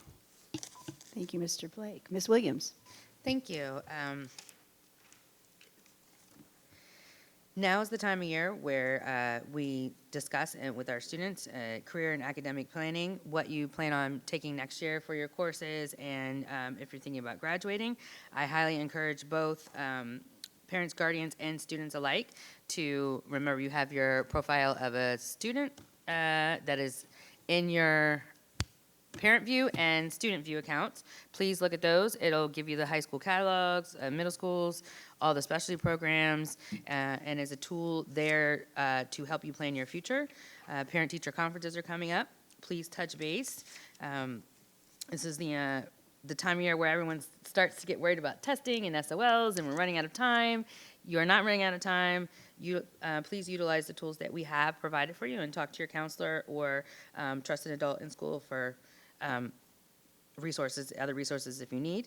The other thing I'd like to remind our school community is that we still are in wintertime and we have students that are lacking resources. So if you have clothes to donate or if you have additional foods or supplies, please reach out to your middle school, your principal of your school, sorry, middle school on the brain, having a middle school student, because oftentimes families can come directly to the school to get those resources instead of going to food banks or outside areas.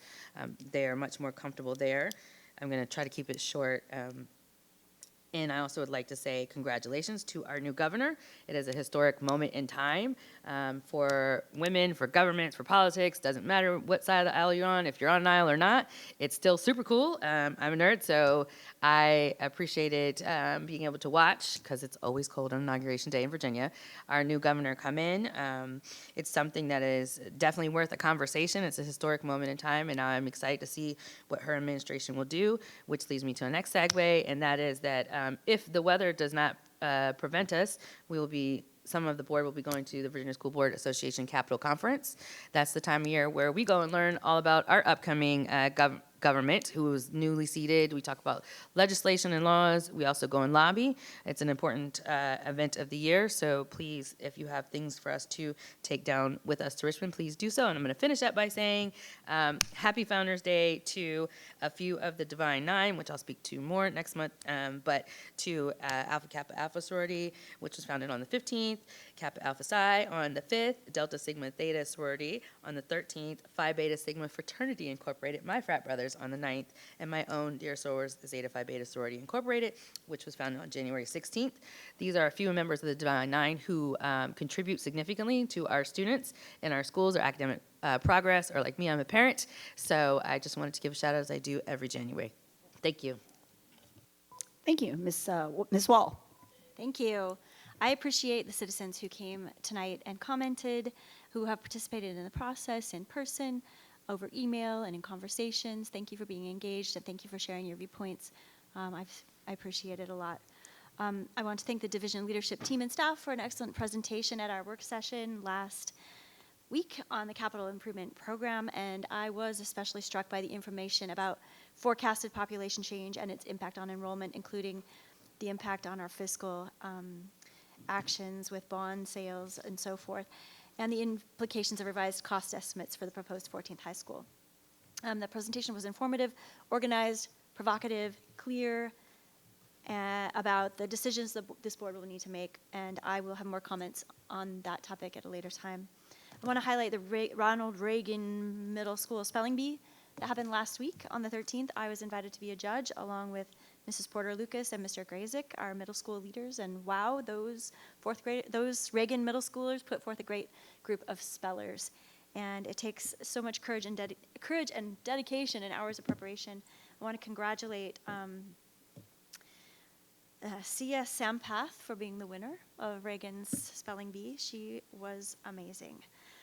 Congratulations to all of the students who participated in All County Band on January 10th. I love music education. It's a vital, critical part of a well-rounded education, and for some children is the reason why they come to school each day. So thank you for continuing to prioritize music education. I also wanted to note and express appreciation for the siting of a food pantry in the Gainesville district at Reagan Middle. This is the only pantry in that kind of region of the division, or of our county, and the Haymarket, Gainesville area. And while this area is generally more affluent and you might think that there wouldn't need it to be what pantry, there are still families in need, and they can often go unseen and without easy access to resources because of where they are. So I do thank the division for considering my suggestion that we add one at Reagan. I do appreciate that, and I know the families do as well. Tonight at Battlefield, there's a Rising Ninth Grade Parent Information Night happening as we speak. Unfortunately, I won't be able to attend it because I'm here, but I do not yet have a transmogrifier as Calvin and Hobbes had. So I'm only here and not there also. But I mentioned this as an opportunity to highlight our school counselors and thank them for their work of shepherding students through the difficult process of class selection, career exploration, college preparation, and basically identifying who they're going to be as they grow up. I really do appreciate it. Thank you for all you do. Lastly, some thoughts on hope.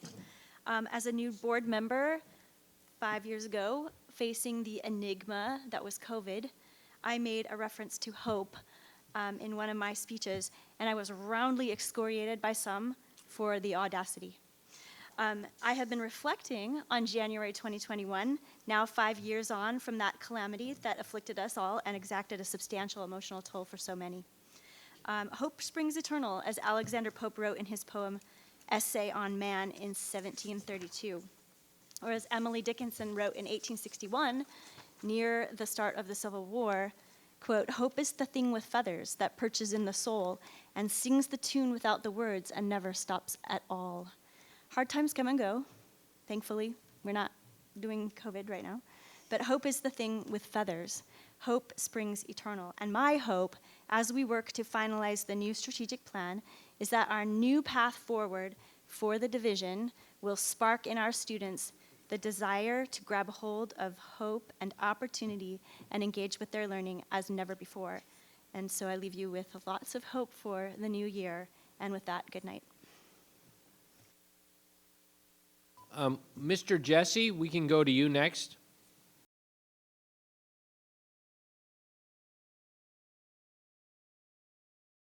I've been in the hospital, went in the hospital yesterday.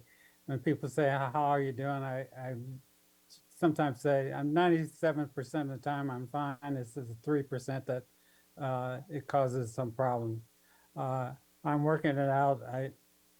Most of it, I think, is serious, but not, it can be flexible. So that's why I'm here tonight and had an MRI. So I missed part of the meeting.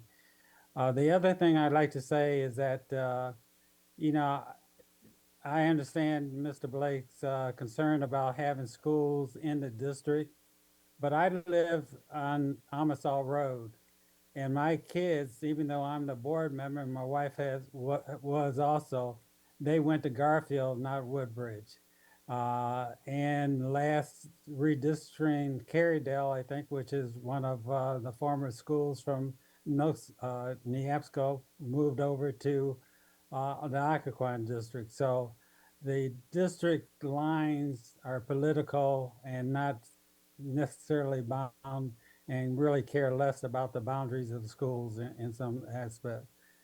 I also like to say that I'm concerned, and again, I don't know everybody that spoke tonight, but I am concerned about the areas where you have to make a left turn. I have two friends, best friends actually, who live on 234.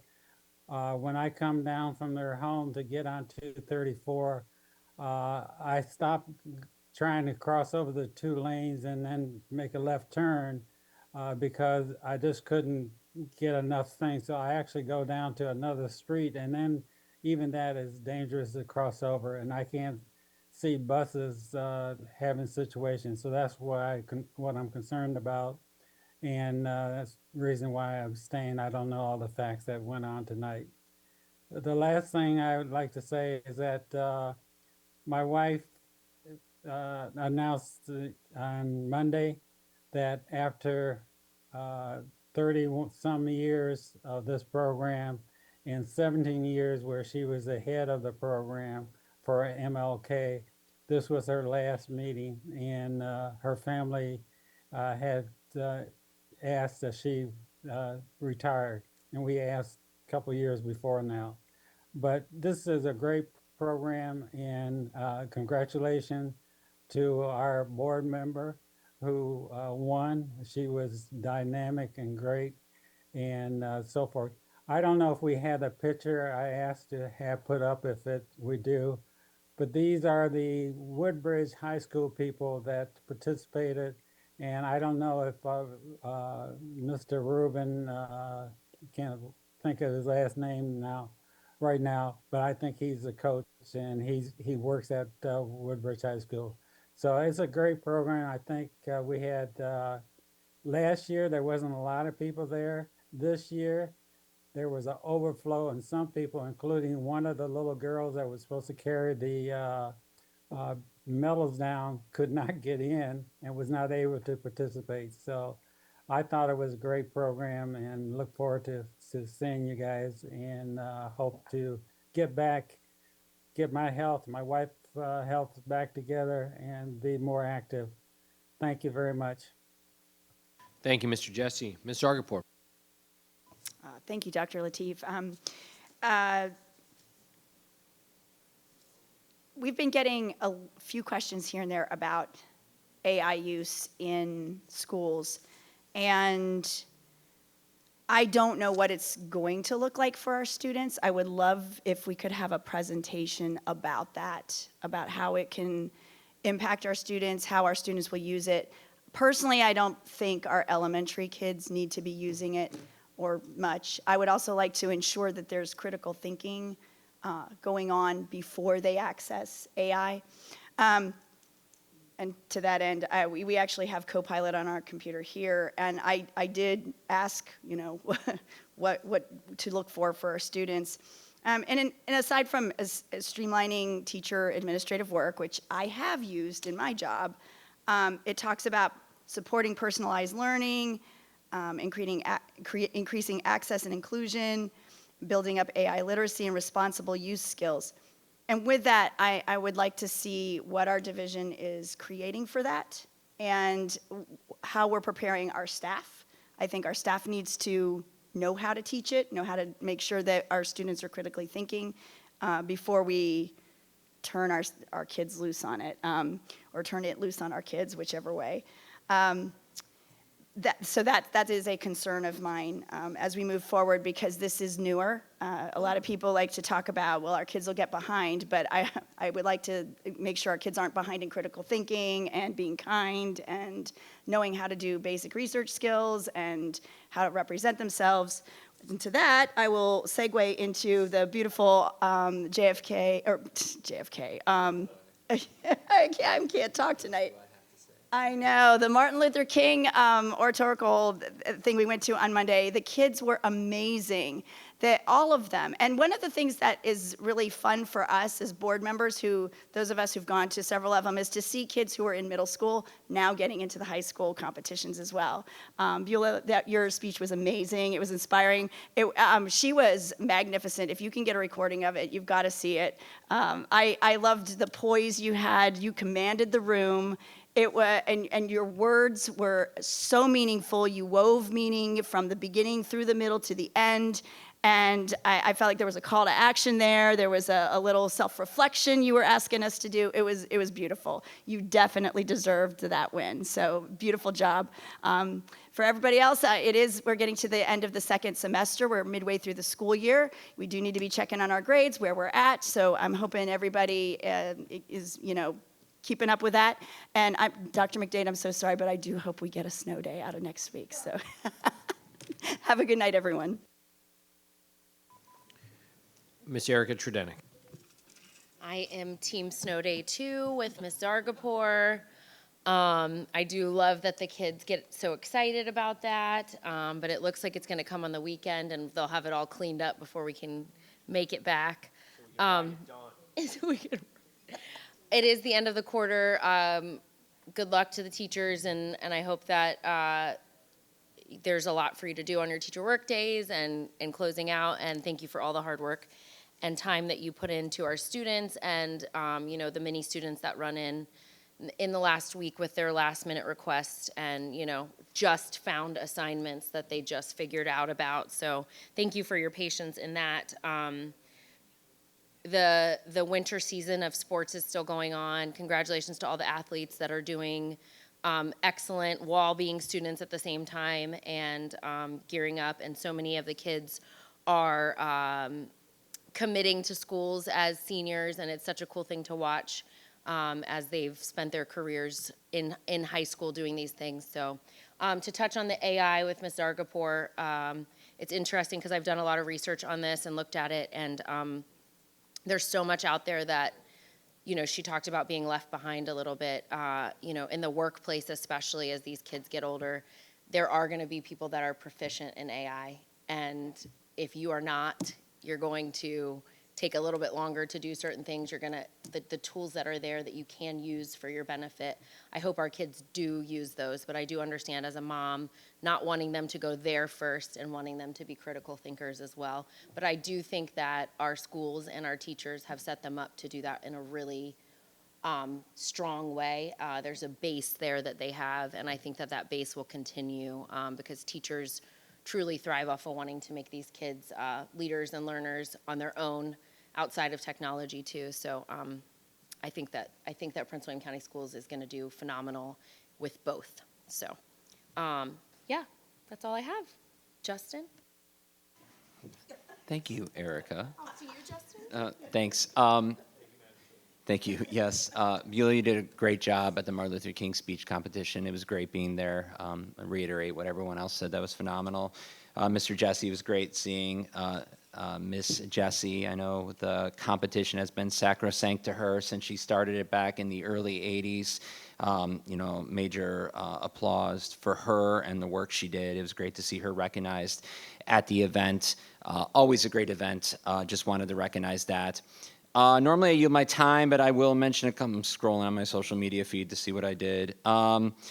It is really cool. I will say, I'm sure a lot of people saw this story about Steve Hardiman and his son Seth of Triangle Elementary, the security school security guard, He and his son appeared on the wall and walked away with $1.6 million. It was great to be at a showing party that they had in the community for Triangle Elementary. So that was a phenomenal event. He's a great guy. He still plans on working in the school still and continuing and dedicating his life to his students. His son still subs at the school, which is phenomenal as well to see them there at the event. Let's see, bingo, that was lovely. There was a great career day at Potomac Shores Middle School. It's become an annual event. I was able to stop by and spend a morning with them and meet some of the various careers. I like how they it was interwoven with the high school specialty programs. So not only could the kids learn about future careers, but they could learn about things like the cosmetology program at Woodbridge High School, or some of the other programs like at OP, Freedom, etc. So they were there to speak to the kids as well. I thought that was a really creative way of talking about careers and also promoting our specialty programs.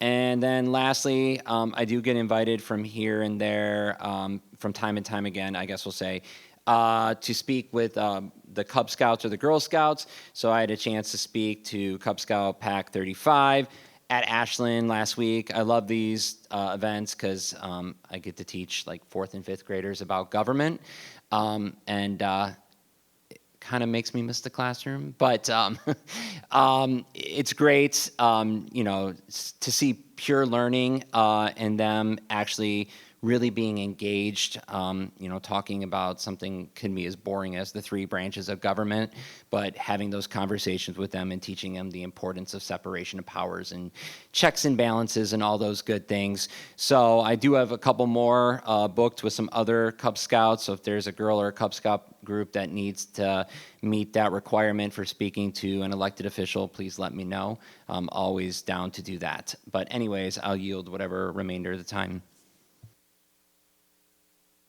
So does that mean I get 5 minutes? Well, who was he yielded to then? You. Okay, there you go. No. Okay, I think I'm wrapping up. Congratulations, Beulah Sarsa. Again, wonderful. The story's written up in the Inside Nova, so take a look there, and hopefully that video will get up and out shortly. So very excited and very proud to have you on our board and represent yourself, your school, and the students so well. So thank you. Moving on to, I think Ms. Zargarpur brings up a great point on artificial intelligence. I think, unfortunately, the genie is out of the bottle. It is very difficult to put back in the bottle. I think, I don't know if today is a harder time to parent than it was 50 years ago for my parents or 40 years ago. But the challenges for parents in keeping their kids focused off these devices or, scheduled on the devices, and get them back into reading books properly and writing cursive, and those things are really challenges that I think are important, and there's a lot of research to indicate that just reading off a book, writing with your own hands help hardwire information into your brain a little bit better than just trying to look at it or type it. But without a doubt, AI is here. It's here to stay. The genie's out of the bottle. It cannot be put back in. I think the discussion is no longer, is it about humans versus AI? I think it's truly about AI-enhanced humans versus humans who choose not to learn to use it as a proper tool ethically and appropriately. And I think AI-enhanced humans who take this tool like we did with calculators or with the abacus or with the computer, can improve in productivity. But it is a lot of work to figure out how to navigate getting us to the ethical and proper use of AI. And I think that is one of the challenges the superintendent has stated as one of her goals in the strategic plan, and it's one of the national goals that all educators face as we look to, and it's not just educators in K through 12, it's pre-K educators and it's college. This is a huge concern at the university level, and how do we do this? It's a huge concern in the workplace. And so I think it's important to prepare our students for the future and how to handle this and how to, be ready for like I said before, I think it's never been more true now that we're preparing them for jobs we don't know will exist. Whether they're going to be a prompt engineer or whether they're going to be developing the next round of algorithms that these systems will use, math becomes critically even more important in everything we do. And so making sure our students have a solid math education and be able to be critical thinkers are all part of our strategic plan, have been for the last 4 years. I believe we have made significant progress and improved all of our schools over the last 4 years under Dr. McDade's leadership. I think next week, or it might be this week, is the 4-year anniversary of when we interviewed Dr. McDade, I believe. Is that right? Yeah. It is. And it was a snowstorm too. I think we were snowed in and we interviewed her. So, at that interview, and I've told this story a number of times, I asked I asked Dr. McDade at the time during the interview, and it wasn't even Dr. McDade because she was finishing her doctorate degree and got it right around the time we announced her selection. But I said to her, what are the things that you think you could, what are some things you've learned about our school division? And she looked at our school system and she had a binder and she had, flipped through profiles of some of our high schools and said, look here, Doc, you have some low-hanging fruit, things we can fix right away. And she did. She came in, fixed a lot of those things, put us on track to have significant improvements, record graduation rates, record scholarship dollars won, record pay for teachers. It doesn't get easier.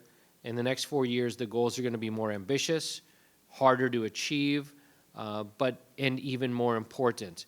And so I really encourage, because I want the public to buy into our strategic plan, learn about it, study it, give us feedback. We're going to vote on this plan at the next board meeting.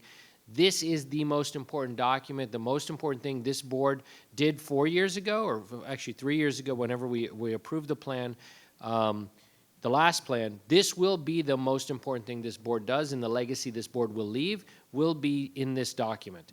And if we follow this document all the way through like we did the first time around, we will achieve those goals and those ambitions. And that is something this board, this community, and everyone in this community can own together. So with that, I hope you all take a look at it. If there is a snow day, great. If not, we ride at dawn on Tuesday.